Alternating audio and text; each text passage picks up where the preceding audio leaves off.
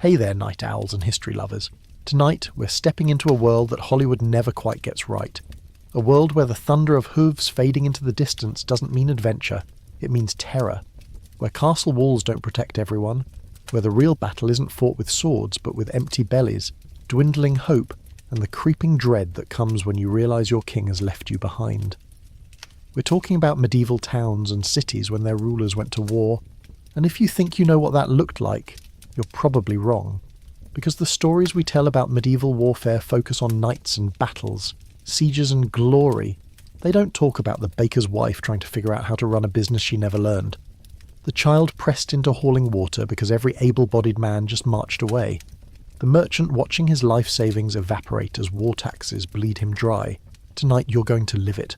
Not as a king or a knight, but as someone ordinary. Someone forgotten by history. And fair warning, this isn't a bedtime story about honour and chivalry. It's about survival. About the days turning into weeks, the weeks into months, and the horrible realisation that the world you knew is never coming back. So before we begin, if you're enjoying what you hear, go ahead and hit that like button and subscribe. And drop a comment with your city and what time it is where you are. I love knowing who's drifting off with me tonight.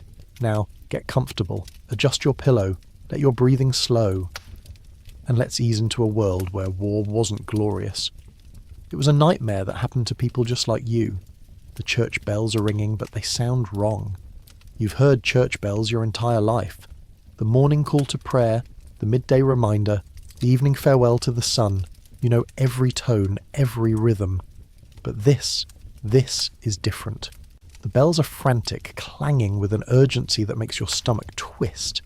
You're in the market square haggling over the price of wool when the sound cuts through the morning chatter like a knife. Around you, conversations stop mid-sentence. Hands freeze over coins. A woman drops her basket and apples roll across the cobblestones forgotten. Someone near you whispers the word. War. Just that. War. And suddenly the square is moving. Not running, not yet, but a collective surge toward the church steps where the town crier is climbing. His face pale, his hands shaking as he unfurls a parchment sealed with the king's mark. You push closer, your heart hammering, and you catch fragments of what he's shouting. The king has been called to arms. An alliance has been broken. An insult has been answered. The details don't matter. What matters is what comes next. Every man between the ages of 16 and 50 who holds land, who owes service, who swore an oath, must prepare to march, within the fortnight. You look around the square and start counting faces. Your brother, your neighbour, the blacksmith, the miller's son, the weaver who just married last spring. They're all going. And suddenly the square isn't just listening anymore. It's fracturing. Women grabbing their husbands' arms. Fathers pulling sons close. Young men puffing up with bravado they don't feel. Old men muttering about the last war. The one 20 years ago that nobody came back from quite the same. You make your way home through streets that are already changing. Shops are closing early. People are whispering in doorways. A child is crying, though you can't see where. You pass the cooper's house and hear shouting from inside. A woman's voice rising in fury or desperation. You can't tell which. At home, your own family's gathered around the table, silent, staring at each other like strangers. Because in a way you are. Everything just shifted. The rules just changed. And nobody knows what happens next. Medieval warfare wasn't like flipping a switch. It was a slow-motion catastrophe that began with a royal summons and ended, if you were lucky, months or years later with a fraction of the men returning. The feudal system that governed medieval Europe was built on a promise. Land in exchange for loyalty, protection in exchange for service, and when a king called his banners, that service was due. Not optional, not negotiable, due. The men who held land directly from the king, the barons and lords, they had to answer. They had no choice. And they in turn called up the men who held land from them. The knights, the landholders, the freemen who'd sworn oaths. It cascaded down the social hierarchy like a stone rolling downhill, gathering weight and speed, crushing everything in its path. And at the bottom of that hierarchy were the people who had nothing to give but their bodies. The peasants, the labourers, the men who would march not because they wanted glory, but because refusal meant losing everything. Their land, their livelihood, sometimes their lives. In the days after the summons, the town transforms. The lord's castle, usually a distant presence on the hill, becomes the centre of feverish activity. Blacksmiths work through the night, the ring of hammer on anvil echoing across the rooftops. Sparks fly into the darkness like brief angry stars. They're making weapons, repairing armour, shoeing horses that will carry men into places they might never return from. The smell of hot metal and coal smoke hangs over everything, mixing with the usual stink of the streets, the refuse and animal waste and unwashed bodies. Merchants scramble to supply the departing army. Grain, salted meat, leather, rope, barrels of ale, arrows by the thousand. The prices start climbing immediately. Supply and demand, even in the 14th century, and right now demand is desperate. Some merchants see opportunity, others see obligation. A few see both and hate themselves for it. In the taverns, the mood is strange. There's drinking, always drinking, but it's not celebratory. It's the drinking of men trying to drown something they can't name. Fear, maybe, or the knowledge that this might be the last time they sit in this familiar room with these familiar faces. The women, they're not in the taverns. They're at home, taking inventory of a life that's about to be upended. How much food do we have? How much coin? Who owes us money, and will they pay now that the men are leaving? Can I run the shop alone? Can I manage the fields? Can I keep the children fed through winter if he doesn't come back by harvest? These aren't abstract questions. They're survival calculations, and the math is brutal. Some women are lucky, if you can call it that. Noble women who've been educated, who've watched their husbands manage estates and accounts, who know how to read and write and do figures. They'll step into their husbands' roles with relative grace. But most women, especially lower down the social ladder, they've never been taught these things. Their world has been the household, the children, the cooking and cleaning and endless grinding labour of keeping a family alive day by day. And now they're expected to become managers, negotiators, decision-makers, overnight. Children watch all of this with wide eyes and incomplete understanding. The younger ones think it's exciting. They play at war in the streets, wooden swords clashing, reenacting battles they've heard about in songs. The older ones, the ones on the edge of leaving themselves, they're quieter. They help their fathers oil leather, sharpen blades, pack supplies. They listen to advice that sounds a lot like goodbye. Stay close to the men who know what they're doing. Keep your head down. Don't try to be a hero. Come home. There are moments in those 2 weeks that will be remembered forever. A father teaching his son how to work the forge, hands guiding smaller hands, knowing this might be the last lesson. A husband and wife lying awake in the dark, not talking, just holding each other because words won't fit around what they're feeling. A young man standing in his doorway at dawn looking back at his house one more time before he turns and walks toward the assembly point. His mother watching from the window, her face a mask of forced calm.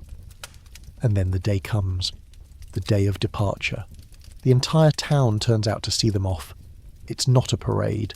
It's a funeral march for people who aren't dead yet.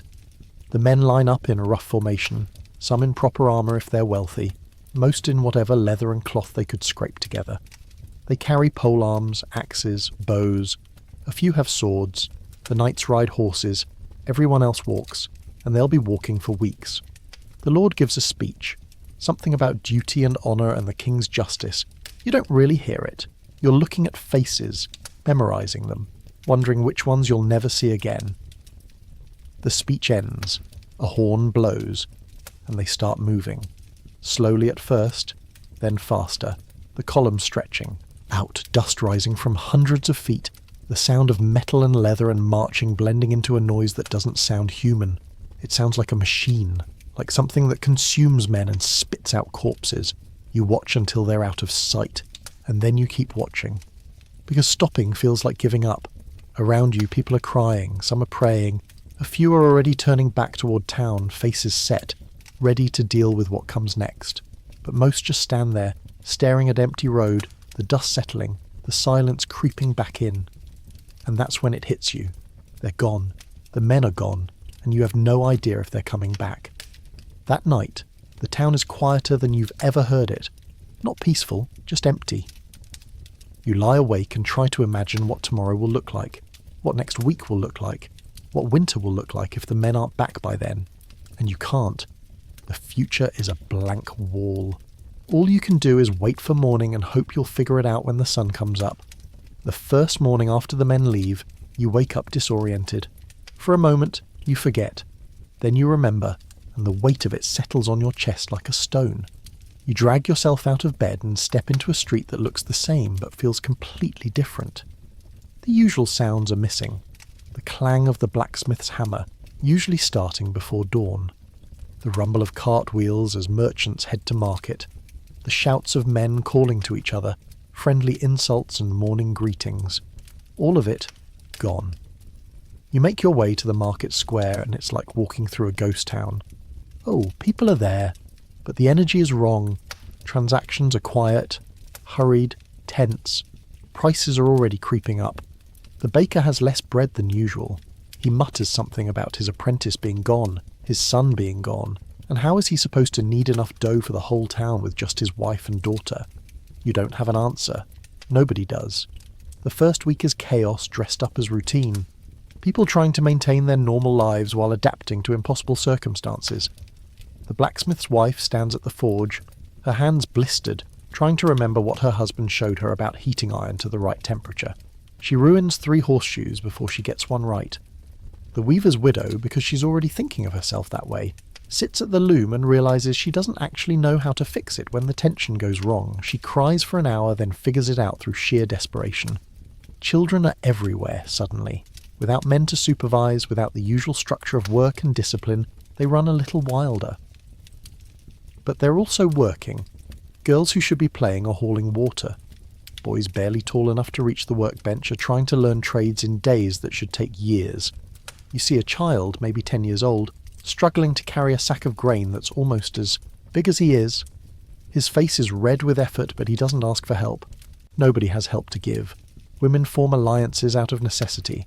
The merchants' wives start meeting to discuss prices and supply. They're not trained for this, but they're learning fast. They share information, divide up tasks, cover for each other's weaknesses. It's not charity, it's survival. If one business fails, it affects everyone. If the candle maker can't keep up production, people sit in the dark. If the alewife's brew goes bad, there's nothing to drink but questionable well water. Everything is connected, and suddenly those connections are visible and fragile. The elderly become invaluable. Old men who'd been sitting on benches, whittling and telling stories, suddenly find themselves teaching forgotten skills. How to repair a mill wheel, how to slaughter a pig properly, how to predict weather by watching the sky. Their bodies might be failing, but their knowledge is worth gold. Old women step into roles as healers, midwives, advisors. They've seen this before. Some of them lived through the last war or the one before that. They know what's coming. They don't talk about it, but you can see it in their eyes, a weariness that goes bone deep. The church becomes even more central to community life. Morning Mass is packed, not just because people are pious, though many are, but because it's structure, it's routine, it's a place where everyone gathers and you can see who's still here, who's still functioning, who's starting to crack. The priest finds himself counsellor, mediator, emergency banker. People confess things that aren't sins, just fears. I don't know how to run the farm. I don't know if we'll eat this winter. I don't know if he's alive. Within 2 weeks, new systems start emerging. Women form work parties, rotating through each other's businesses or farms to provide extra hands. A roster goes up in the market square, tracking who needs help and who can provide it. The Lord Steward, left behind to manage the estate, finds himself mediating disputes that used to be handled by men who aren't here anymore. Property lines, water rights, who owes what to whom. He's overwhelmed within days. But here's what nobody talks about. Here's what the songs and stories leave out. Some people are relieved, some men, the cruel ones, the violent ones, the ones whose wives flinch when they walk through the door, they're gone. And for some women, that absence is a blessing. They can breathe. They can make decisions without permission. They can keep the money they earn instead of watching it disappear into ale and dice. It's not freedom, not really, because the war is still happening and danger is still everywhere. But it's space, it's possibility. And some women quietly bloom in that space, discovering capabilities they never knew they had. There are also the men left behind. Too old or too young or too damaged to fight. They face a different kind of battle, shame. The looks from books. Women who wonder why they're here when someone's husband is out there bleeding. The burden of picking up work they're not strong enough or skilled enough to do. The young boys, 14 or 15, desperate to prove they're men even though they've been deemed too unproven to march. They take risks. They get hurt. One boy tries to break a horse alone and gets his arm shattered. Another attempts to fell a tree without help and nearly dies when it falls wrong. Pride mixed with inexperience, mixed with the need to be useful. It's a dangerous combination. By the end of the first month, reality is fully set in. This isn't temporary. This isn't going to resolve quickly. The men aren't coming back next week or the week after. The town has to function in this new configuration, and it does somehow, haltingly, imperfectly, with gaps and failures and small victories and quiet desperation. People adapt because the alternative is death. They learn new skills, form new relationships, find new ways to survive. But every night when the work is done and the darkness settles in, they wonder, where are they now? Are they winning? Are they alive? And will they ever come home? The morning market isn't what it used to be. You're standing in the square, such as it is, and trying to buy bread. Simple bread. The kind you've bought every day of your adult life without thinking about it. But the baker's wife, red-eyed and exhausted, tells you the price is double what it was last month. Double. You stare at her. She stares back. Neither of you has to say why. The war. Always the war. Even though it's happening somewhere else, somewhere far enough away that you can't hear the fighting, it's here. In the price of bread. In the cost of ale. In the impossible expense of anything made from metal or leather. The economics of medieval warfare were simple and brutal. Wars cost money. Enormous amounts of money. And that money had to come from somewhere. It came from you. The tax collectors arrive 6 weeks after the men march away. They're always the same type, these men. Well-fed faces on underfed horses, ledgers bound in leather, ink stains on their fingers, and eyes that see people as numbers. They set up in the Lord's Hall and start calling people in, one by one, to assess what they owe. And everyone owes. That's the thing about war taxes. They're not optional, they're not negotiable. They're survival. For the kingdom, if not for you. You watch a farmer argue with the tax assessor. His voice keeps rising, desperation making him brave or stupid. He explains that he can't pay what's being demanded. Half his fields went unplanted because his sons are gone. His back isn't what it was. He's 60 and he's doing work meant for 3 men and he's failing at it, and now you want to take the little he has? The assessor's face doesn't change. He makes a note in the ledger. The amount doesn't change. The farmer leaves bent even further than when he arrived. The merchant class gets hit. Differently, but just as hard. They're expected to provide supplies on credit, with payment coming later, maybe, if the kingdom wins, if the treasury recovers, if the bureaucrats remember. A wool merchant explains to anyone who'll listen that he's already extended so much credit he can't buy new stock. He has IOUs from the crown. Lovely. Worthless paper when the shepherd wants actual coins for his fleece. The merchant is trapped between patriotic duty and economic suicide. He chooses, reluctantly, patriotic duty. Within 2 months, his business is failing. Trade routes are chaos. Roads that were relatively safe are now lined with bandits. Desperate men who decided that robbing travellers was better than starving. Or worse, deserters from armies who figured out that war was hungry and miserable and the promised loot wasn't materialising. They know how to fight. They have weapons. They have nothing to lose. Merchant caravans that used to travel with 2 guards now need 6. The cost of protection gets built into the price of goods. Everything gets more expensive. Then there's the coinage problem. Medieval economies ran on silver and copper coins, with gold for the truly wealthy. But metals are needed for weapons, swords, armour, arrowheads. The king starts calling in coins, melting them down and issuing new ones with less silver content. It's a hidden tax. Your coins are worth less, but everyone pretends they're worth the same, until you try to buy something and the seller weighs the coin and shakes his head. This is debased. I need more. You start seeing copper coins you don't recognise. Forgeries. Someone somewhere is making fake money and it's flooding into circulation. The church warns against it from the pulpit. The punishment for counterfeiting is death. It doesn't matter. People are desperate and desperate people take desperate risks. You find yourself examining every coin you receive, testing the weight, looking for imperfections. You've become suspicious of money itself. The black market explodes. There's always been a black market, goods traded without taxes, deals made in alleys and back rooms. But now it's essential infrastructure. The official economy is collapsing under the weight of war, taxation and regulation. So the unofficial economy takes over. You need nails? You're not getting them from the blacksmith who's required to produce for the army. You're getting them from someone's cousin who knows someone who found a barrel of them. The price is triple. You pay it.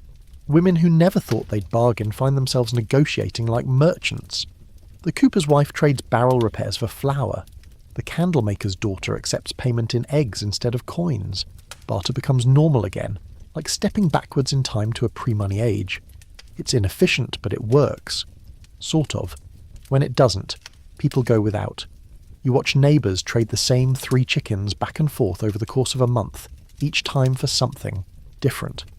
The chickens become a form of currency, alive and egg-laying and more trusted than stamped metal.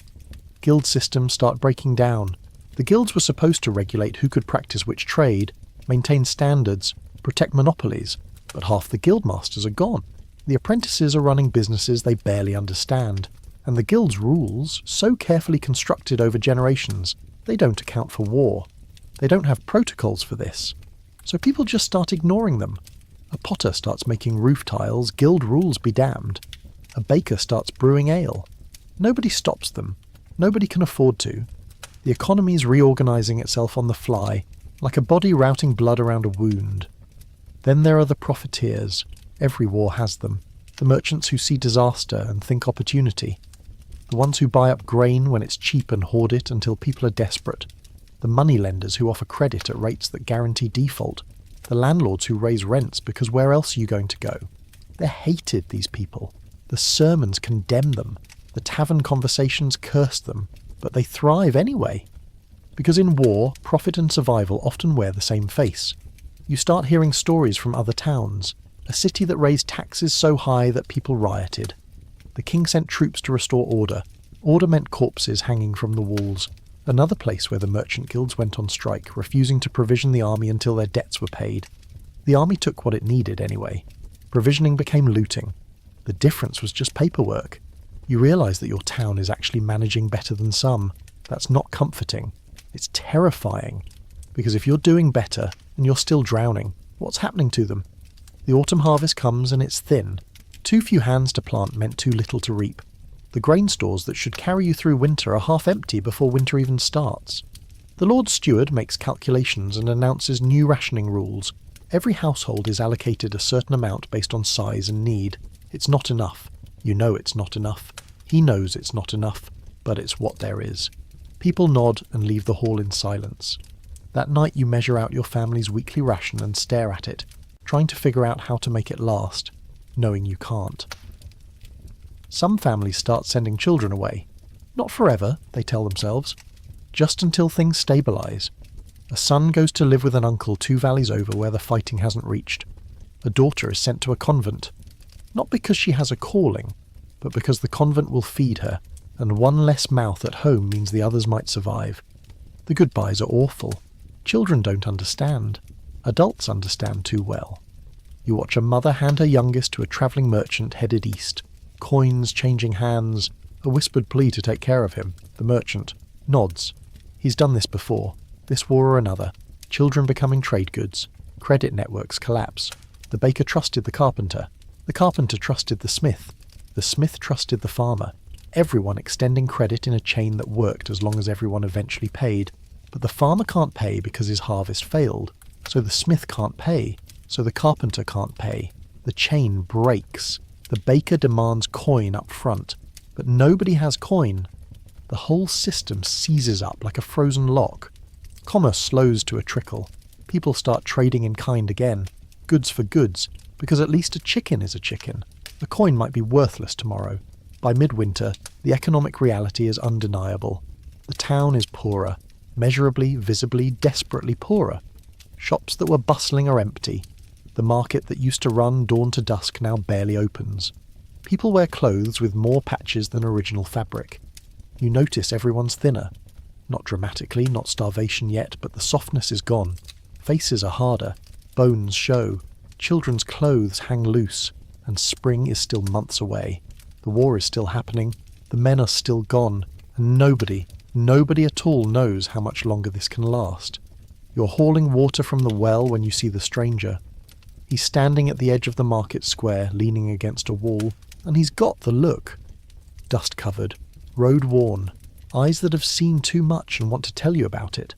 A travelling messenger, or a soldier who deserted, or just someone passing through with news. A small crowd is already forming. People materialising from doorways and side streets, drawn by the oldest hunger there is. The hunger for information. He waits until there's enough of an audience. Then he starts talking. His voice is hoarse, but it carries. He says he came from the south, passed through 3 towns. The king's army is 60 miles from here, he says. Maybe 80. Nobody knows exactly because the army keeps moving. They're besieging a castle. Or they were, or they will be. The details are fuzzy. War makes facts slippery. But here's what he knows for certain. There was a battle 3 weeks ago. A real one. Hundreds of men on each side. The fighting lasted all day. The crowd presses closer. Did we win? Someone asks. The stranger shrugs. Depends on how you count. The enemy retreated. That's a win. But a lot of men didn't come home. That's a loss. He doesn't have names. He wasn't there. He's just passing along what he heard from someone who heard from someone else. Battlefield news filtered through a dozen mouths, getting distorted like light through dirty glass. But it's something. It's more than you've had in weeks. Someone asks about the dead. The stranger shakes his head. No lists, no counts, just vague numbers, dozens, maybe 100, maybe more. Infantry took the worst of it. Infantry always does. The knights did fine, of course. Their armour kept them safe. It's the poor bastards. With spears and leather that got chewed up. You think about your brother. He had a spear. He had leather. You try to calculate odds and realise there's no math for this. He's either alive or he's not. And you won't know until someone tells you. If anyone ever does. The next week another messenger arrives.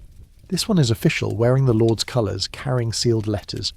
He goes straight to the steward's hall and doesn't come out for an hour. When he does, the steward looks older. He calls a gathering in the church. Everyone comes.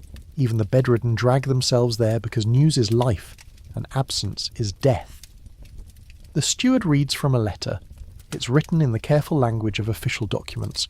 Our forces have engaged the enemy. Casualties were sustained. Victory was achieved at cost. Translation. People died. We're not telling you who yet, but there's a list. A partial list. Names of the confirmed dead. Men whose bodies were identified or whose deaths were witnessed. The steward reads slowly, giving people time to process. Each name lands like a stone in still water. The miller's son, the tanner's brother, 2 cousins from the farm beyond the hill, a carpenter, a weaver, a young man who'd only been married 6 months. After each name, there's a sound, a gasp, a cry, a low moan that sounds like something tearing. You listen for your brother's name. It's not there. That should be relief. It's not. Because the list is incomplete. Suspected dead, it says at the bottom. Many more suspected dead, names to follow. The weeks after that are strange. You exist in a state between hope and mourning. Schrodinger's grief. Your brother is both alive and dead until you get confirmation. You go through your days in a fog. You work. You eat. You sleep badly. And you wait. Everyone is waiting. The town is full of people in limbo, holding their breath, afraid to hope and afraid to despair. It's exhausting in a way physical labour never is. Rumours fill the void where facts should be.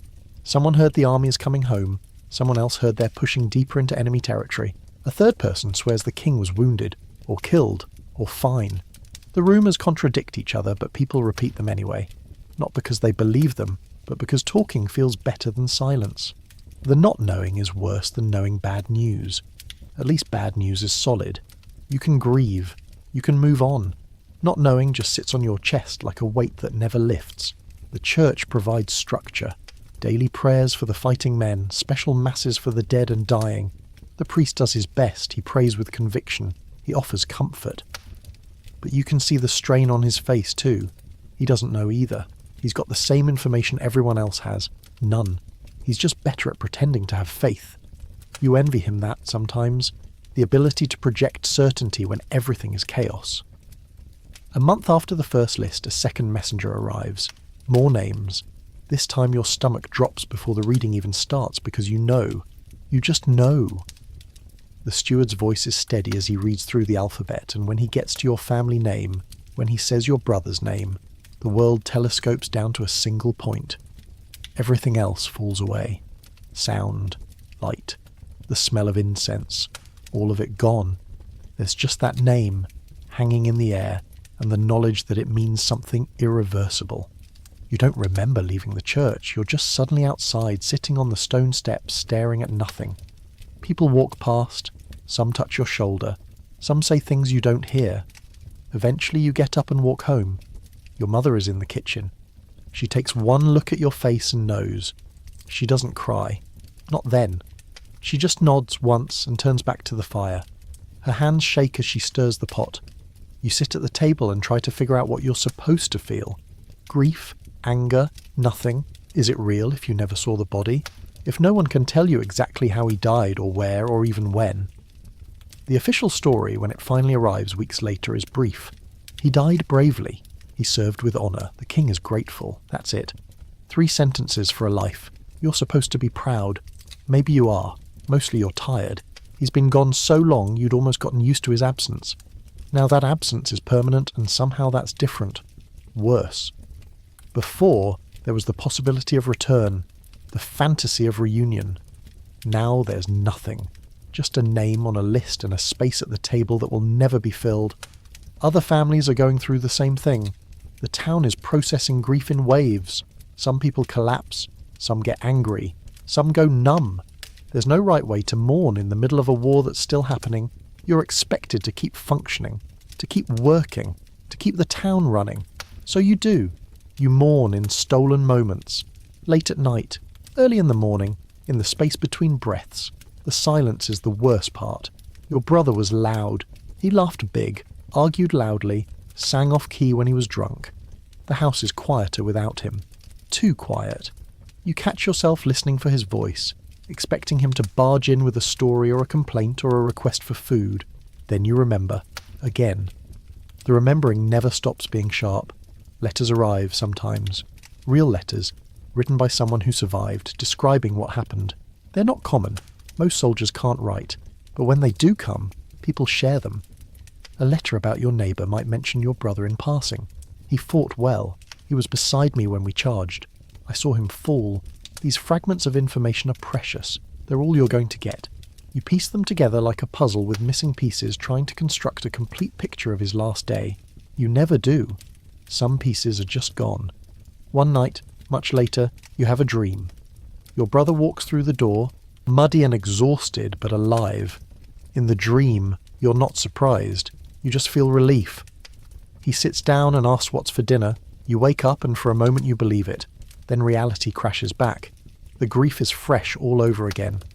You learn that mourning isn't linear, it's circular. You think you're getting better and then something, a smell, a sound, a stray thought, brings it all back. You're starting over from the beginning. Again. Always again. The town keeps waiting for more news, more names, more lists, and they keep coming. Not all at once, scattered across months, each one reconfiguring the town's future, each one leaving new holes. By spring, nearly a quarter of the men who left are confirmed dead. Another quarter are missing, which probably means dead, but no one's certain. The remainder are still out there, still fighting, still waiting to come home or join the lists. And you're still here. Still living in a town that's forgetting what normal feels like, still waiting for an end that never seems to come. The riders appear on the horizon at midday. 3 of them pushing their horses hard, dust rising behind them like smoke. Someone shouts from the wall and within minutes the entire town knows. Riders. Coming fast. That only means one thing. Something's happened. Something big. You drop what you're doing and join the flow of people toward the gates. Everyone's moving quickly but nobody's running. Running would be panic, and panic is bad luck. The riders don't stop at the gate.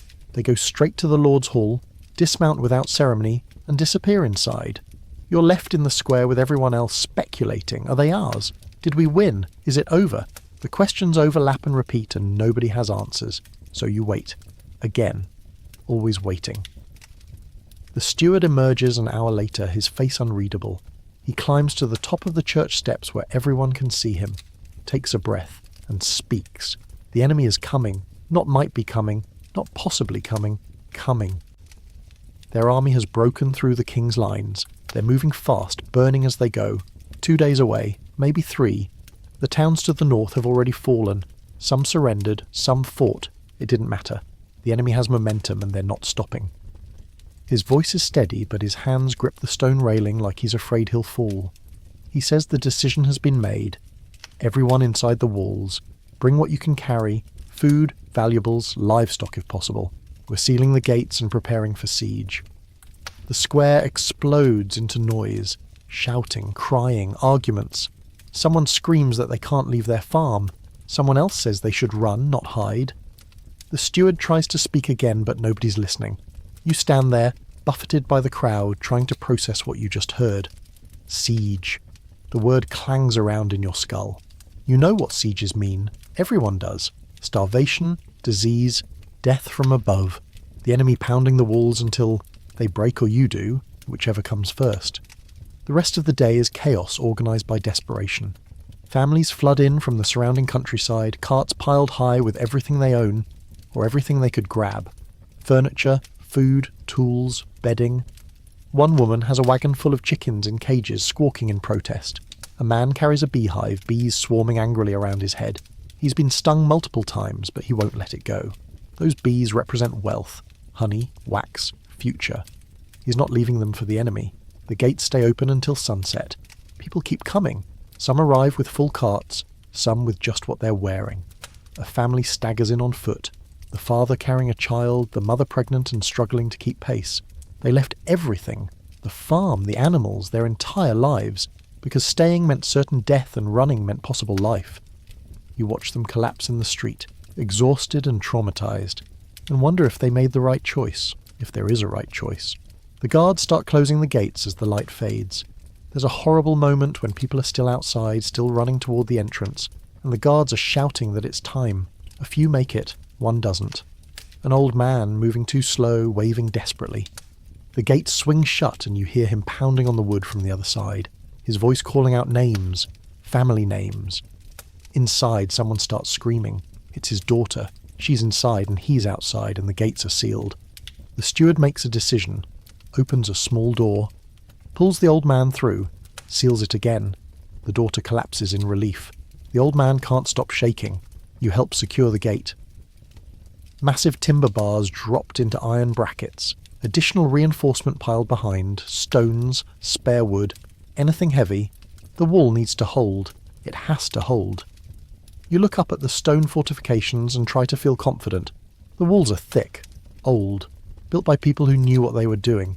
But you've also heard stories. Every wall eventually breaks. Every city eventually falls. You push the thought away and focus on the work, securing doors, checking wells, making sure the essential supplies are centralised and accounted for. The town is transforming. The market square becomes a logistics centre. Food stores are moved into cellars, weapons distributed, fighting positions assigned. Every able-bodied person, man or woman or near-adult child gets a job. You're put on water detail. Your task is to ensure the wells don't run dry, and that rationing's enforced. It's unglamorous but critical. A besieged town without water is a dead town. Fast. That first night behind sealed gates is surreal. The town that was too empty now feels too full. People are everywhere, sleeping in doorways, camped in the church, filling every available space. Families who've never met are crammed together in houses built for half the occupants. Privacy evaporates. Noise is constant. Children crying, adults arguing, someone praying loudly enough for the whole street to hear. You try to sleep and can't. Every sound seems threatening. Is that the enemy? Are they here already? No. Just someone's wagon falling apart. Just a dog barking. Just your imagination feeding your fear. The second day is spent preparing defences. The militia, such as it is, assembles on the walls. They're not soldiers. Not really. Merchants and craftsmen and farmers who've been given basic training and now they're expected to hold off an army. They look terrified. You bring them water and see their hands shaking as they hold their weapons. Spears, bows, a few swords. The blacksmith is there, the woman who'd been struggling to run the forge. She's holding a hammer, the one tool she's completely comfortable with. If the enemy gets over the wall, she says, she's going to make it count. Food rationing begins immediately. The steward and a council of women, mostly merchants' wives who understand inventory, they calculate what's available and what's needed. The math is grim. If the siege lasts a week, everyone eats. 2 weeks, everyone eats but less. A month, people start going hungry. 2 months, people start dying. Beyond that, there's no point in calculating. The numbers don't work. The only hope is relief. That the king's forces regroup and come save you, or that the enemy gives up and leaves. Neither seems likely. You're issued your ration for the week. It's a small sack of grain, a piece of hard cheese, some dried meat that's more leather than food. You stare at it and try to figure out how to make it last. Others are doing the same calculation. Some people immediately eat more than they should, fear overwhelming sense. Others hoard obsessively, hiding food in places only they know. Trust is eroding already, and the siege hasn't even started. On the third day, they arrive. You're on the wall when someone shouts and points. The horizon is moving. No, not the horizon. An army. You can see the banners first, then the shapes resolve into men. Hundreds of them, maybe thousands. It's hard to count from this distance. They spread out as they approach, encircling the town like a noose tightening. They're not rushing, they don't need to, they have time, you don't. The enemy makes camp just out of bow range. You watch them raise tents, dig latrines, organise supply lines. They're professionals. This isn't their first siege. They move with the efficiency of experience. Cook fires spring up, sentries are posted, they even have musicians. You can hear drums in the distance, a steady rhythm that sounds like a heartbeat, or a countdown. The sight of that organised, disciplined force is more frightening than anything you could have imagined. They're not demons. They're not monsters. They're just men doing a job, and that job is breaking you. That night the first projectiles hit. Not a full assault, just probing. Rocks launched from catapults, arcing through the darkness and crashing into buildings. One smashes through a roof, another demolishes a cart, a third kills a man standing in the wrong place. Just bad luck. Wrong spot, wrong moment, dead. His body's carried away and life continues because it has to. The bombardment continues sporadically through the night. Not enough to do serious damage, just enough to ensure nobody sleeps. Psychological warfare.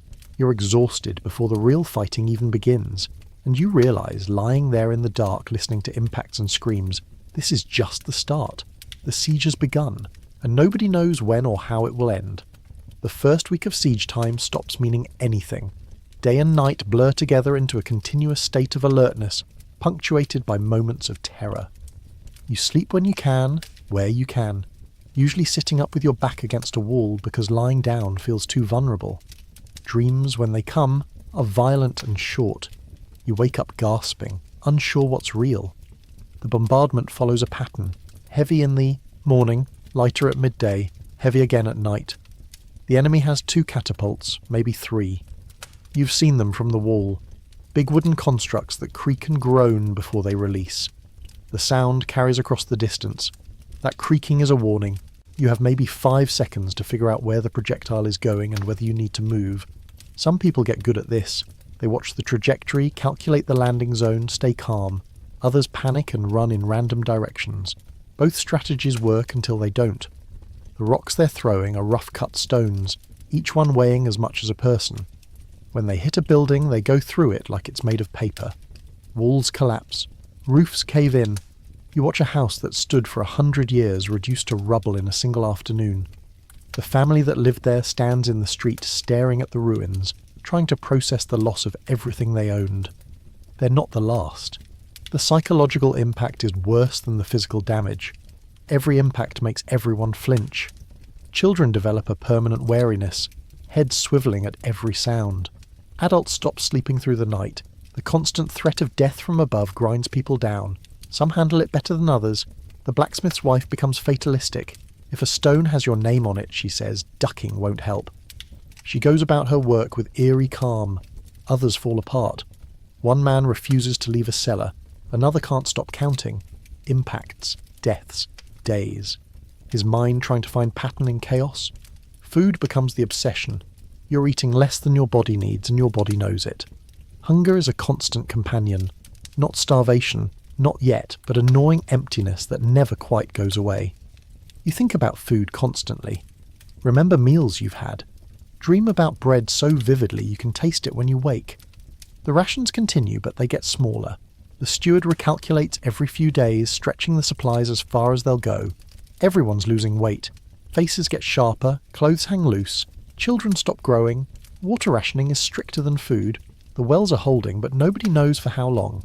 You're allowed 2 cups a day, 1 in the morning, 1 at night. It's not enough. You're always thirsty.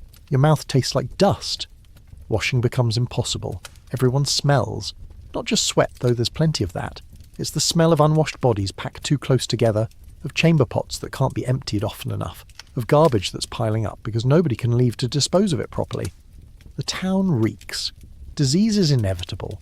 Too many people in too small a space with too little hygiene. It starts with the children. A fever that spreads through the families camped in the church. Then dysentery hits. The latrines overflow. People are too sick to make it there anyway. The streets become fouled. You try to avoid certain areas, but there's nowhere to go. The smell is everywhere. The priest does what he can, offers prayers and comfort. But prayer doesn't cure flux. People die, young and old, strong and weak. The bodies pile up faster than they can be buried. Burial becomes a problem. The town is sealed. You can't go outside the walls, so they dig a mass grave in what used to be the market garden. A pit big enough for dozens. Bodies are wrapped in whatever cloth is available and lowered in. Quick prayers, dirt shoveled back. Move on to the next. You attend one funeral and then stop going. It's too much, too constant. You're mourning people you barely knew while worrying about people you love. Your mother is coughing. Your neighbour's daughter won't eat. Everyone is falling apart in different ways. The militia on the walls is exhausted. They stand watch in shifts, watching the enemy camp, waiting for the assault they know is coming. Occasionally an archer tries a long shot at an enemy soldier who gets too close. Usually misses. Arrows are precious. Everyone wasted is one less for the real fight. But the boredom is crushing, and taking shots helps. Makes them feel like they're doing something instead of just waiting to die. The enemy makes one probe on the 5th day. Not a full assault, just testing the defences. A group of soldiers with ladders and shields runs at the wall. The militia responds with arrows and rocks. Boiling water, though they can't spare much. The enemy retreats after losing a few men. It's not a victory, it's a preview. They're learning the wall's weaknesses, the defenders' capabilities. Next time they'll come prepared. Morale is cracking. Arguments break out over nothing. Someone accuses someone else of taking more than their ration. Fists fly. The guards break it up, but the tension remains. Trust is evaporating. People are starting to hoard, hide supplies, look out for themselves and their own instead of the community. You can't entirely blame them. Survival instinct is stronger than social conditioning, but you also see what it means. If the town fractures from within, the walls won't matter. The enemy won't need to break in. You'll collapse on your own. The nights are the worst. The darkness is complete. No lights allowed because they'd provide targets for the catapults. You sit in the black, listening to the camp sounds from outside. Laughter, music. The enemy's comfortable. They have supplies. They're eating well. You hear the sounds of their dinners and it's torture. Your stomach cramps with hunger while they're roasting meat 100 yards away. The injustice of it burns almost as much as the hunger. By the end of the first week, 2 things are clear. 1, the enemy isn't leaving. They're committed to taking this town and they have the resources to wait you out. 2, you can't last much longer. The supplies are dwindling faster than calculated. Disease is killing more people than the bombardment. And the assault, when it comes, will probably succeed because the defenders are too weak. And too few. You don't say this out loud. Nobody does. But everyone knows. You can see it in their eyes. The hopelessness, the resignation, the silent question. How much longer can we hold? The answer comes on day 8. You're on the wall, delivering water to the militia when you hear the sound. Different from the catapults. Deeper, rhythmic, drums, lots of them. You look out and see the enemy forming up. Not a probe this time. This is it. The real assault. Hundreds of men with ladders and siege towers and battering rams. They're coming, right now, and there's nothing you can do but fight or die. Probably both. The assault begins at dawn. The enemy knows what they're doing, choosing the moment when the defenders are groggy and least alert. The drums hammer out a rhythm that matches your terrified heartbeat as you watch hundreds of men surge toward the walls. You're not a fighter, never trained for this, but suddenly there's a bow in your hands and someone's shouting at you to shoot. Just shoot. Doesn't matter what you hit. Just make them think twice about coming closer. Your first arrow goes wide, way wide. Doesn't even reach the approaching soldiers. Your second buries itself in a shield. The third, by some miracle or curse, hits someone. You see him stumble, grab at his shoulder, go down. You just shot a man. The realization hits you in waves. There's no time to process it, no time to feel anything, just knock another arrow, draw, loose, again, until your fingers are bleeding and your arms are shaking and you can't tell if you're hitting anything anymore. The ladders hit the wall with a sound like thunder. Dozens of them, all at once slamming against stone. Enemy soldiers start climbing. The militia pushes them back, spears jabbing down, rocks dropped onto heads. Someone heaves a pot of boiling water over the side and they're screaming. Not victory screaming, the sound of flesh cooking. You try not to think about it. Just keep shooting, keep moving, stay alive for the next breath and then the next. A ladder goes up right in front of you. A face appears at the top of the wall. Young, terrified, just like you. He's got a sword. You've got nothing but the bow and no more arrows. You do the only thing you can think of.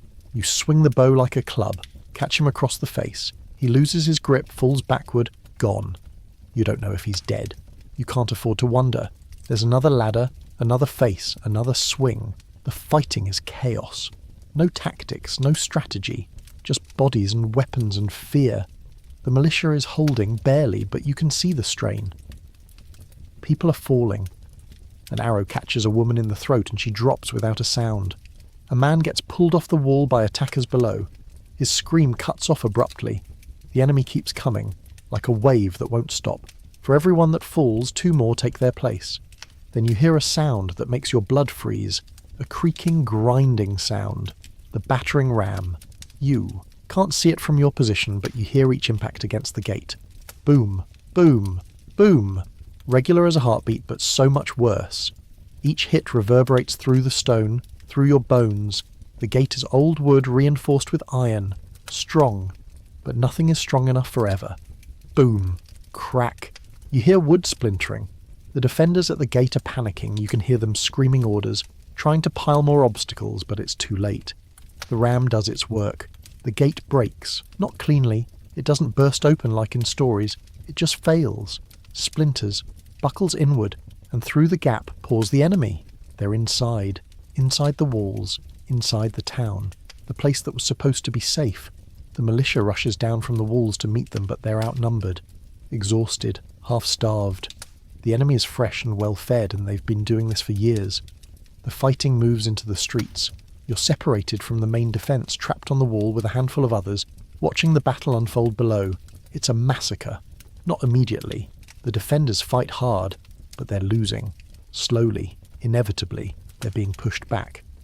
You see neighbours fall. The baker's wife with a spear through her ribs. The old man who helped secure the gate trampled under armoured boots. Bodies in the street like discarded cloth. Someone grabs your arm. The blacksmith's wife. Her face is covered in soot and blood, not all of it hers. She pulls you toward a ladder down into the chaos. Run, she says. Hide. This is over. You want to argue, but you can't. She's right. The battle is lost. The town has fallen. Now it's just about surviving the next hour. If you can. You run through streets you've known your entire life, but they're alien now. Doors kicked in. Windows broken. Smoke rising from buildings set on fire. You pass a child standing alone, crying, covered in something dark. You want to stop, but the blacksmith's wife pulls you on. No time. No time. You duck into a cellar, pull the door closed, and huddle in the darkness with a dozen other people. Strangers and neighbours pressed together, breathing too loud, waiting. Above you the sounds continue. Shouting, screaming, the clash of metal, breaking glass, laughter. That's the worst. The laughter. Like this is entertainment. Like destroying lives is sport. You press your hands over your ears, but you can't block it out. Someone in the cellar is praying. Someone else is crying. You're just trying not to scream. Hours pass. Maybe days. Time does that strange thing again where it stops meaning anything. Eventually the sounds change. Less fighting, more footsteps. Organised footsteps. Soldiers doing their work. The work of occupation. Doors being kicked in. Buildings searched. You hear them above you. Boots on the floorboards. Voices speaking a language you don't understand. The door to the cellar rattles. Someone tries to open it. Can't. It's barred from inside. There's a pause. Then an axe starts. Chopping through the wood. You and the others back into the corners. Nowhere to go. The door breaks. Light floods in, blinding after so long in the dark. Soldiers silhouetted in the doorway. They shout something, weapons raised. Nobody in the cellar moves. One of the soldiers climbs down, looks around, sees only frightened people, no weapons, no threat. He shouts up to the others, they confer, then they leave. Just like that. The door hangs open, and the soldiers move on. You're alive. For now.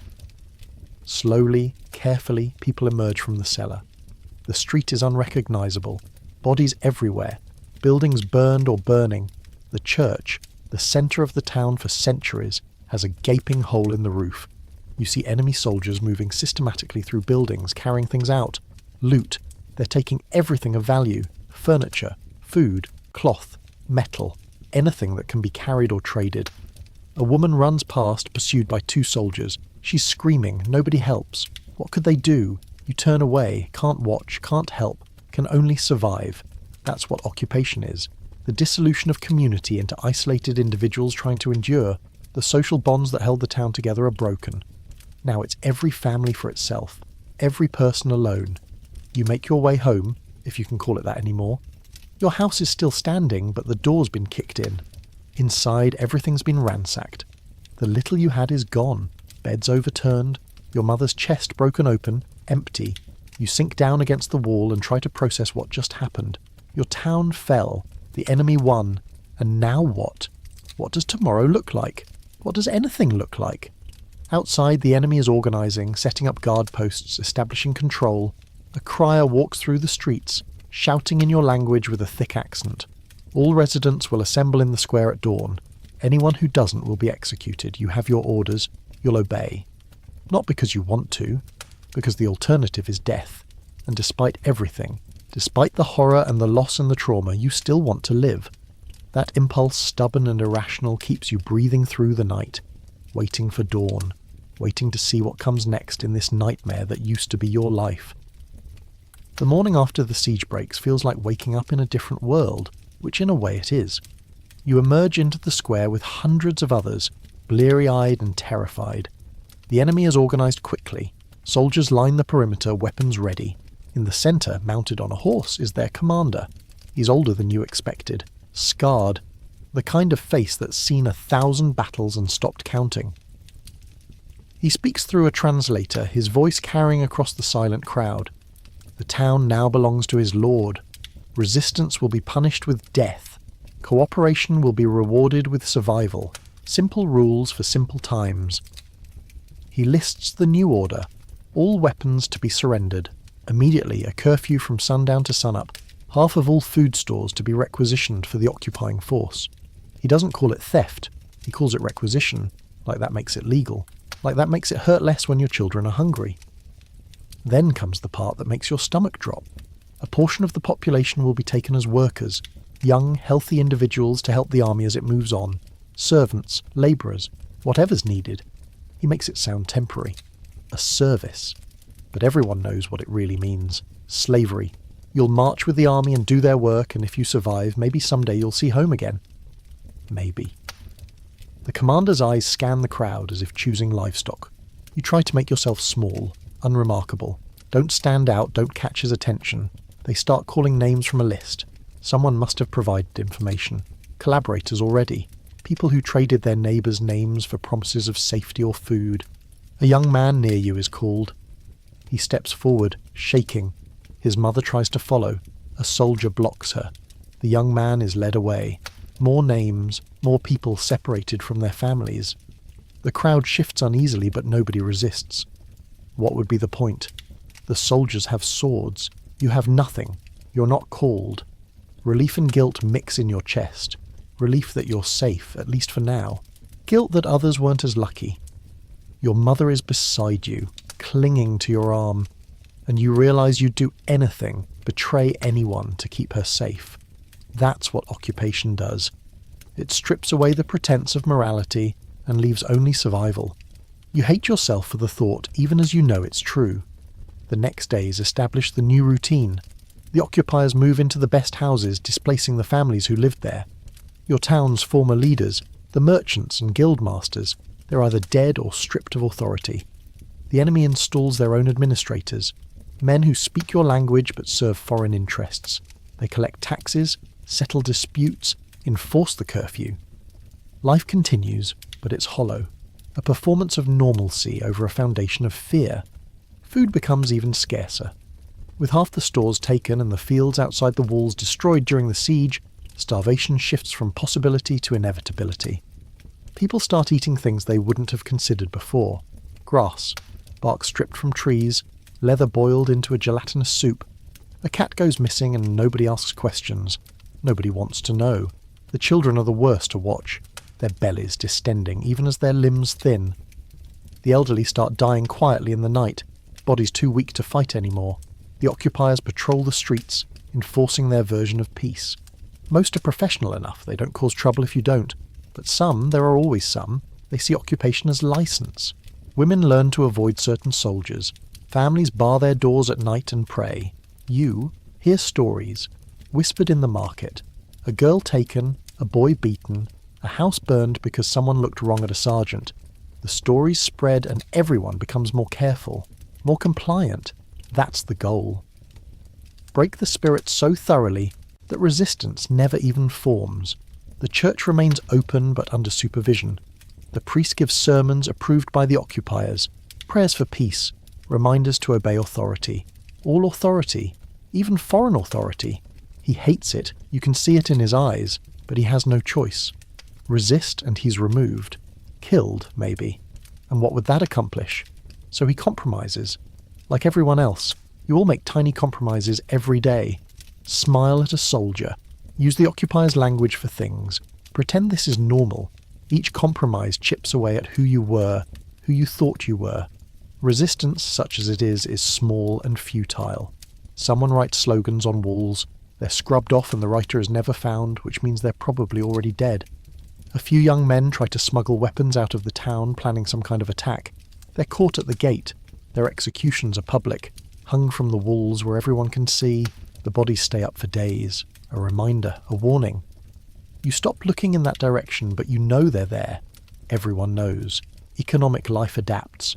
The market reopens, but everything has changed. Prices are set by the occupiers. Trade is controlled. Want to sell something? Need permission. Want to buy something? Hope it's available and you can afford it. The merchants who survived the siege are struggling under the new system. Some adapt, learning to navigate the bureaucracy, finding ways to profit even under occupation. Others can't. Their businesses fail. They become beggars in their own town. A few people profit more directly. Collaborators. They're careful not to be too obvious, but everyone knows who they are. The man who suddenly has food when everyone else is starving. The woman whose house is untouched while others are ransacked. They're despised but also envied, because they're surviving, and survival is the only currency that matters now. You wonder if you'd do the same in their position. You hope you wouldn't. You're not sure. Months pass. The occupation becomes the new normal. You stop comparing it to how things were because that's too painful. This is just how things are now. Wake up, work, avoid trouble, go to bed, repeat. The occupiers talk about leaving eventually, moving on to the next campaign, but they might also stay, make this permanent, install their own lord, redraw the maps. It's happened before.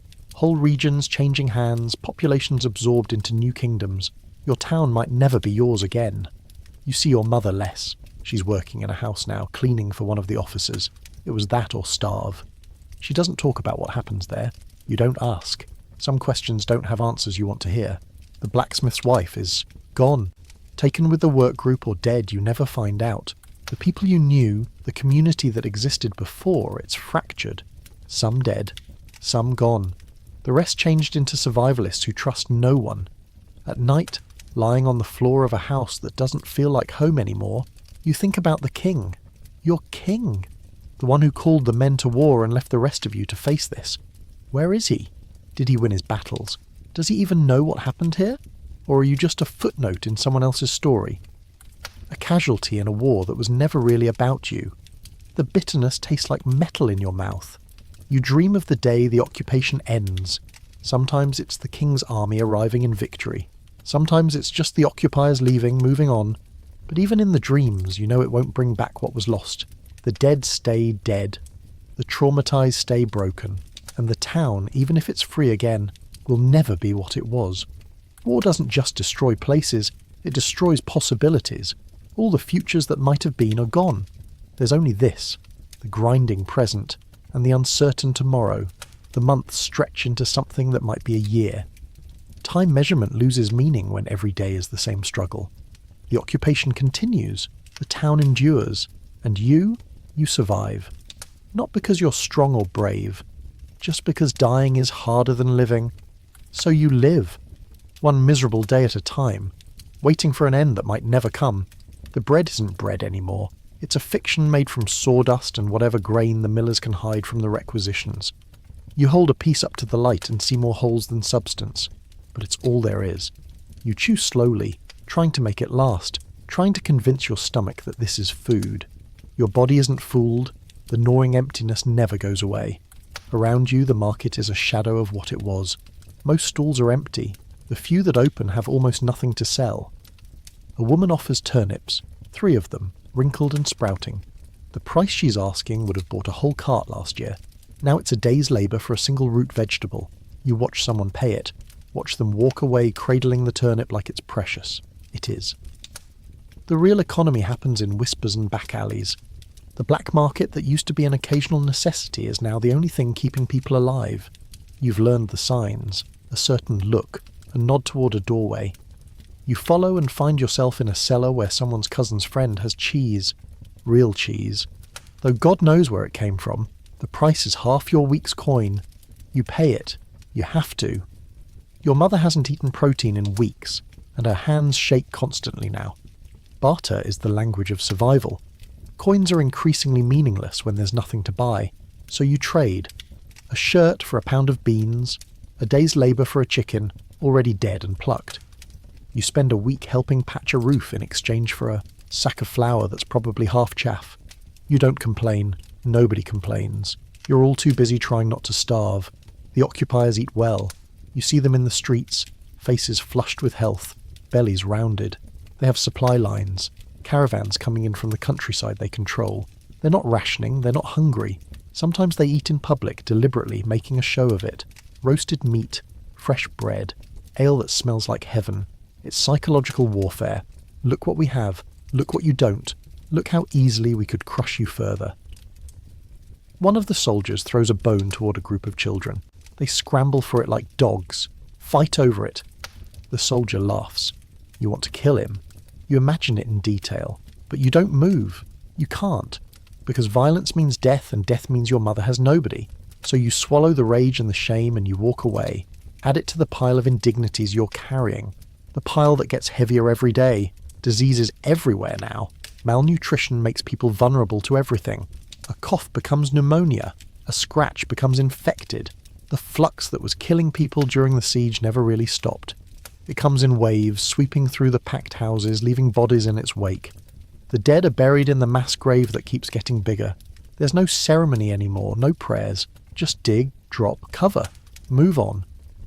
Mourn later, if you have the energy. Your mother is sick. You knew it was coming. Everyone gets sick eventually. But knowing doesn't prepare you.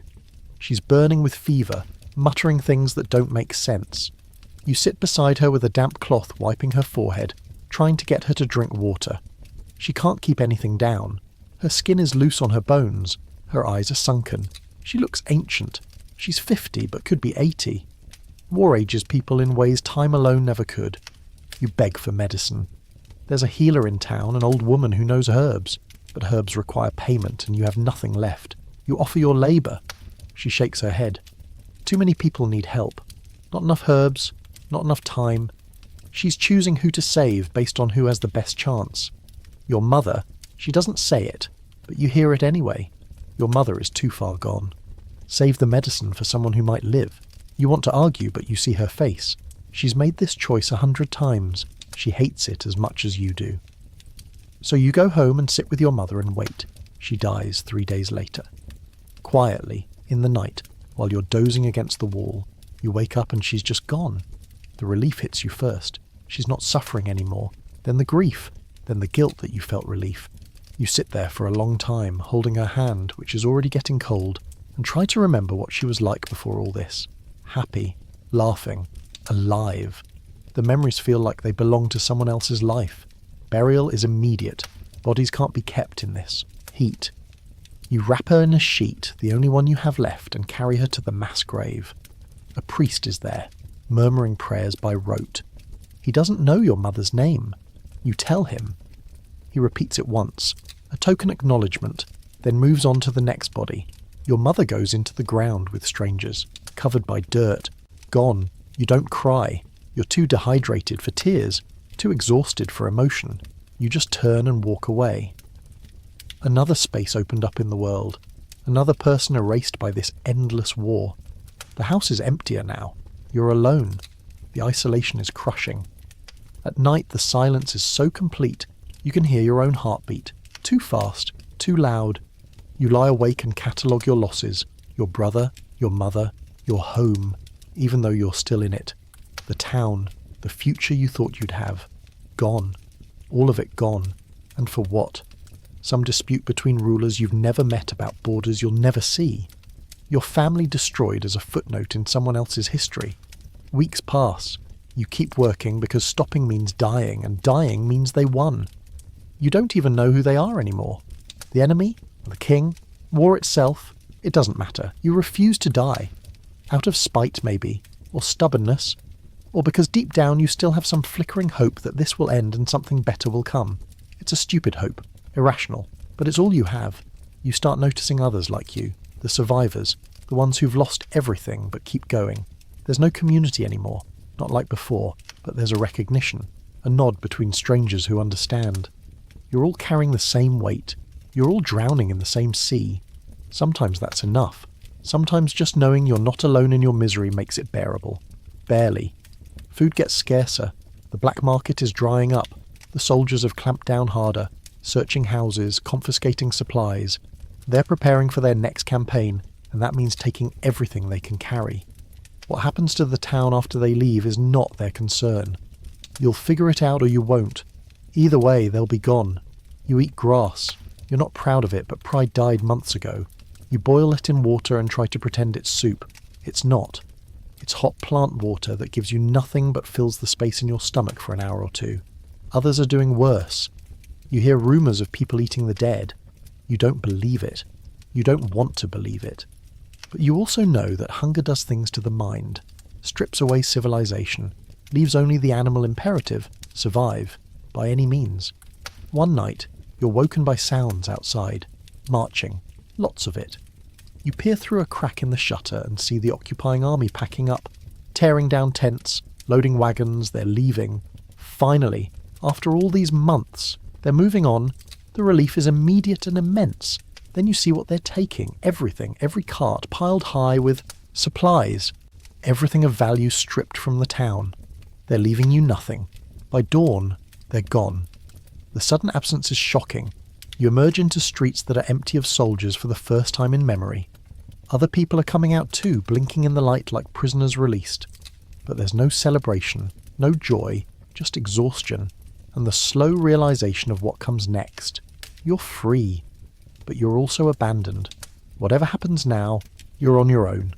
The first day after the occupiers leave feels like waking up after a fever. You're weak, disoriented, not sure what's real. You walk through the town and see the damage in full daylight. Buildings with walls missing, entire streets empty. The population is maybe half what it was, or less. Hard to count, hard to care. People emerge from their hiding places and begin the work of taking stock. What's left? What can be salvaged? The answers are depressing. The stores are completely stripped. The market has nothing. The wells are working, but that's about the only infrastructure that survived. Everything else, tools, food, animals, anything useful, it's gone. Taken by the occupiers or destroyed during the siege. A meeting is called in the church, which is missing half its roof but still standing. Everyone who's left gathers. Maybe 200 people in a town that once held 5 times that. You recognise some faces. Most are strangers. People you never really knew, or who've changed so much they're unrecognisable. The steward is gone, either dead or fled. The priest tries to organise, but he's as lost as everyone else. The conversation quickly becomes desperate. How do we eat? There are no stores. Spring planting was missed.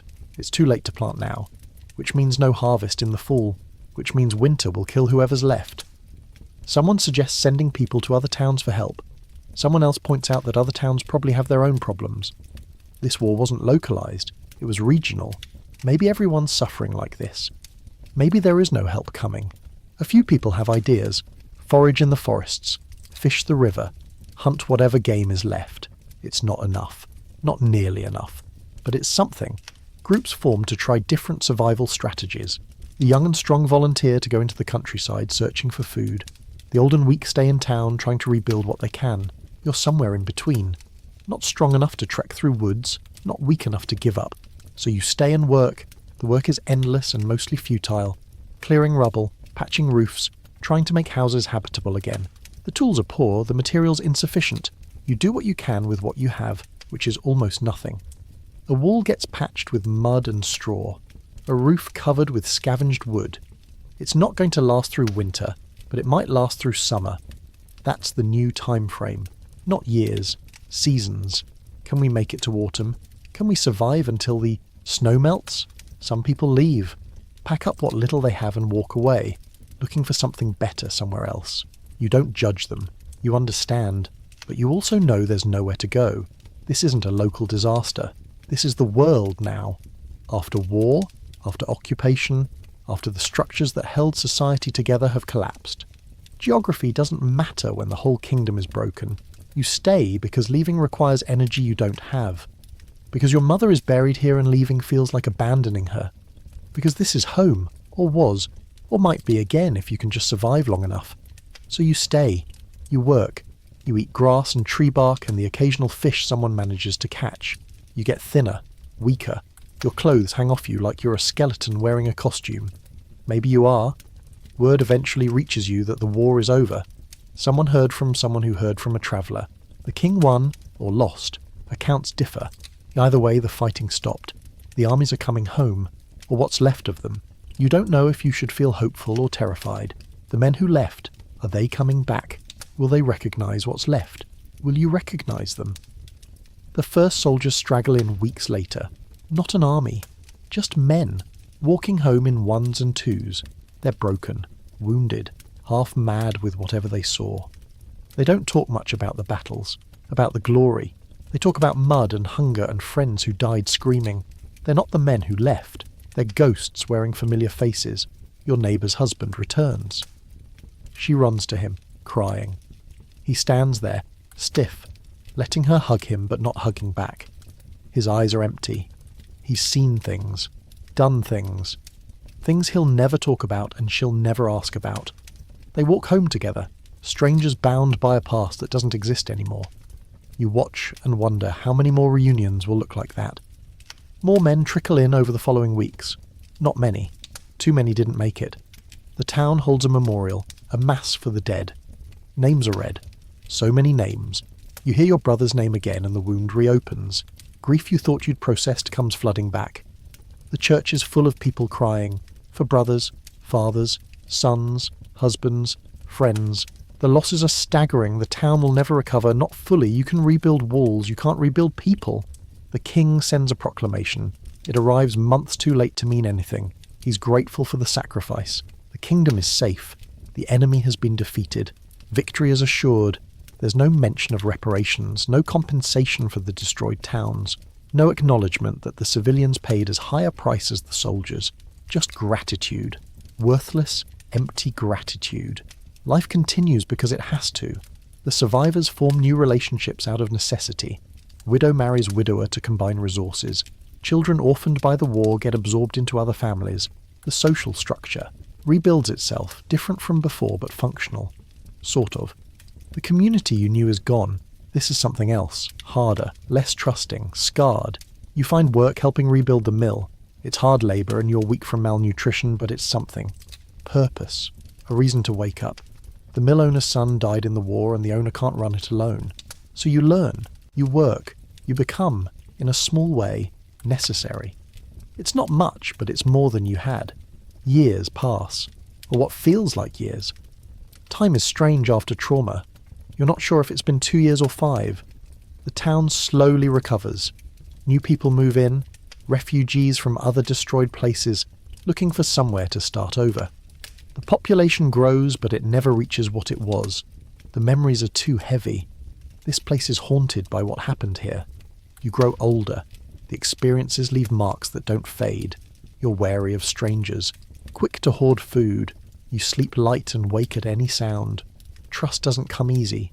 Love seems like a luxury for people who haven't learned how easily everything can be taken away. You're a survivor, but what you survived broke something in you that might never heal. One day you're working at the mill when you hear children playing. They're young enough that they don't remember the siege. To them this is just normal. This damaged town with its incomplete buildings and mass grave is all they've ever known. They're laughing, chasing each other, being children. And you realise that life is going forward, not backward to what was. Forward into something new. The children won't carry your trauma. They'll have their own, probably, because the world is always at war somewhere. But maybe they'll also have moments of joy you've forgotten are possible. That night you sleep better than you have in years. The nightmares don't stop. They never stop, but they're quieter. And when you wake up, you don't immediately think about death. You think about the mill, about the work, about maybe eating something other than grass. It's not happiness, but it's not despair either. It's somewhere in between. A middle ground where most of life actually happens. The war is over, but its effects will ripple through generations. The children playing today will tell their children stories about the siege. Those children will tell theirs. And maybe, 100 years from now, someone will remember that a war happened here, that people suffered, that a town almost died but somehow, stubbornly survived. Maybe that memory will matter, maybe it won't. But it happened.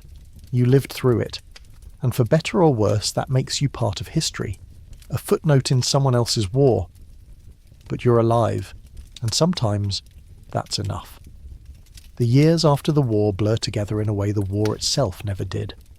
During the siege, every moment was sharp, dangerous, impossible to ignore. After, time becomes soft again. Days blend, seasons pass. Life, in its stubborn way, continues. The town rebuilds, slowly, incompletely, but enough. Enough to function, enough to survive. You're older now. The war aged you in ways that can't be measured in years. Your face is harder. Your body carries scars, some visible, most not. You've learned things you wish you hadn't. How long a person can go without food. What fear tastes like. How to kill someone and keep walking. How to lose everything and somehow wake up the next morning anyway. The mill prospers, relatively speaking. You're not the owner, but you're essential. The owner trusts you. That means something. It means stability in an unstable world. You have a place to sleep, food most days, work that keeps your hands busy and your mind quiet. It's not the life you imagined before the war, but it's a life. That counts for more than you expected. Some of the returned soldiers integrate back into the community. Others don't. There's a man who lives at the edge of town, in a house that's slowly collapsing around him. He fought in every major battle, survived things that killed men beside him, and came home to find his family dead of plague during the occupation. He doesn't talk to anyone. Just sits on his porch staring at nothing, drinking when he can afford it. People avoid him, not out of cruelty, out of helplessness. What do you say to someone whose entire reason for surviving is gone? The church tries to help. The priest organises communal meals, work groups, support. He's a good man, earnest. He believes in redemption and community and the power of faith to heal wounds. You admire him for it. You also think he's naive. Some wounds don't heal. They just become part of who you are. You learn to walk with them, that's all. Trade slowly resumes. Merchants pass through again, though they're wary. This region has a reputation now. War-torn, dangerous. Prices reflect that. Everything costs more. Trust costs most of all. But goods flow again. The market reopens, properly this time with regulations and standards, and something resembling normal economic activity. It's a pale shadow of what it was, but it's there. Commerce. The engine that drives civilization, sputtering back to life. New families move in, young couples looking for opportunity in a place that's cheap because it's damaged. They don't know what happened here, or they know but weren't here for it. To them, it's just history. A story. Not the lived nightmare it was for you. Part of you resents them. Their innocence, their hope. But part of you is grateful. They're proof that life continues. That the war didn't win, not completely. You meet someone. A woman who came from a town 2 valleys over. Her story is similar to yours. Loss, trauma, survival. You don't talk much about the past. What's the point? But you understand each other in ways people who didn't live through it never could.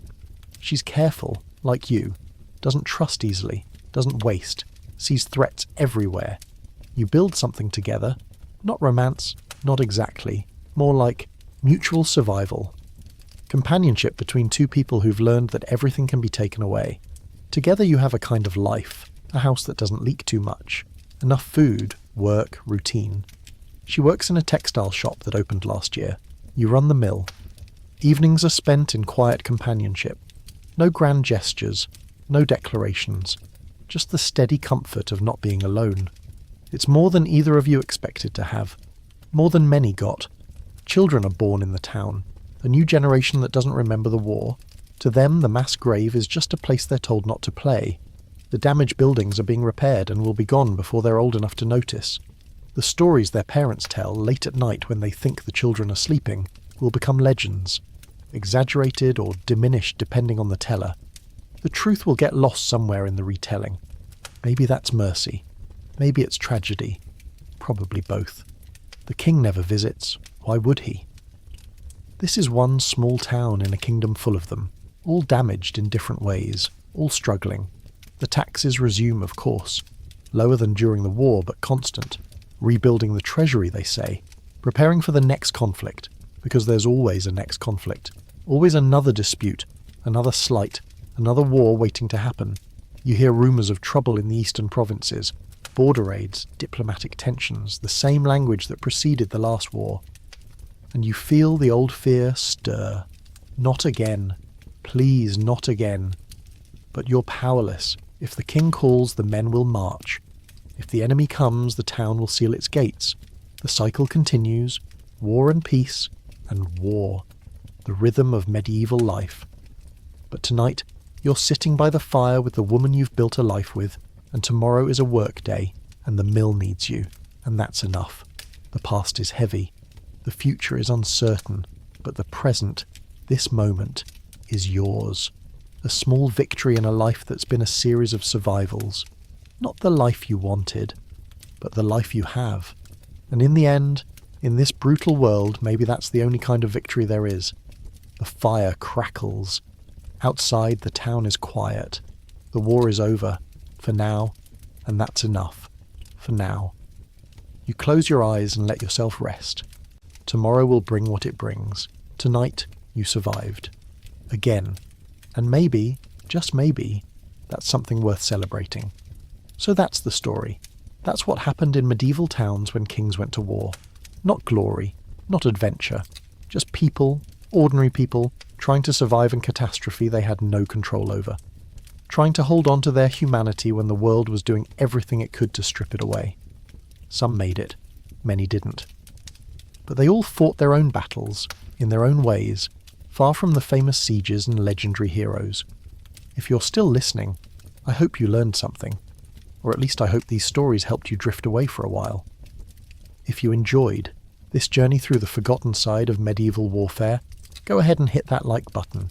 Subscribe if you want more history that helps you sleep, and leave a comment letting me know what you'd like to hear about next. The world we explored tonight was brutal, but you're safe now, in your bed, in your time. Let yourself relax. Let the weight of those stories fade.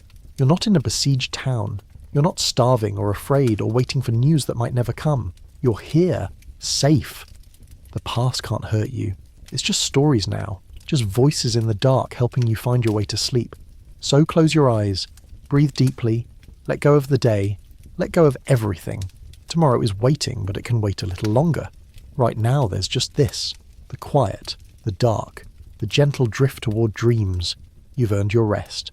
So rest, sleep well, and I'll see you in the next one. Good night.